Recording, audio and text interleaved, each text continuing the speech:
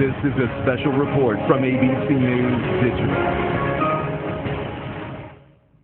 I'm Dan Klepler in New York with this ABC News Digital special report. It is the world's youngest country and increasingly one of its most dangerous as a political squabble spiraled into deadly street violence.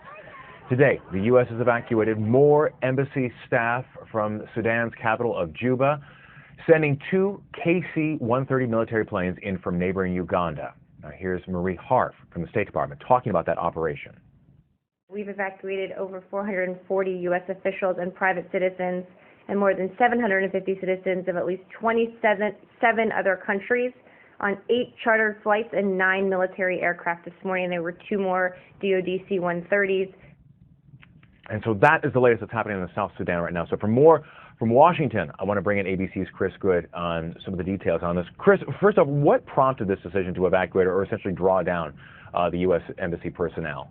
Well, the security situation there is deteriorating, and no one can really get a handle on how bad it is, but it seems pretty dangerous. This follows a move to remove some other personnel on December 17th. Less essential personnel were taken out, similarly evacuated, but the embassy remained open for some consular services. But this is really, they got about 20 people out today. The U.S. ambassador remains there, but citizens in the country, U.S. citizens, are now being directed to the embassy in Kenya. But really it's motivated by just a deteriorating security situation in South Sudan. And in fact, the U.S. ambassador, Susan Page, had tweeted this out earlier today, saying that we are not suspending our operations, we are just minimizing our presence. So obviously there is still U.S. efforts underway there. But what do we know about the ceasefire talks between the government and the rebels that are now underway in Ethiopia? Well, we don't know much yet. There are talks underway in Ethiopia. The U.S. envoy to Sudan and South Sudan is there as those talks are unfolding, but it's unclear what's going to come of them, and it's unclear whether Machar, to whom the rebel forces are loyal, really wants a ceasefire at this point. I think people are wondering how willing he is to talk. He said that he wants to talk. He's sent people to talk. But nobody knows if there's really going to be a ceasefire. Nobody knows if there are really good prospects for that. Well, so what is the State Department doing then as far as providing aid to those that have been displaced? I mean, as they're trying to move people out of the country. Right, that's a huge problem. And today, when they announced that they're evacuating their personnel from the embassy there, they also announced, I believe, $48 million in new aid. That's a total of about $300 million in aid over the past couple of years. But the humanitarian situation there is a huge problem. There are, right now, the UN says about 60,000 people taking refuge in UN camps. That number has fluctuated. They've said it was up to 75,000 at one point. So the U.S. is providing more money. But really, there's a risk of overcrowding in these camps. The UN has had about 7,000 troops in the country. They've been ramping that up to upwards of 14,000. So they're trying to keep those people secure, but internal displacement is a huge problem. I have a number somewhere here. I believe 180,000 internally had been displaced. That's in the tens of thousands in Bor, where this fighting has happened, but it's just a chaotic situation. The numbers that the UN is giving out about how many people are taking refuge, about how many child soldiers are assembling and marching, and whether they're moving around just keep fluctuating up and down. It really seems that even the people in the country are having a hard time getting a good view of what's happening. Take us back. Tell us a little bit more about South Sudan as far as what started this conflict to begin with.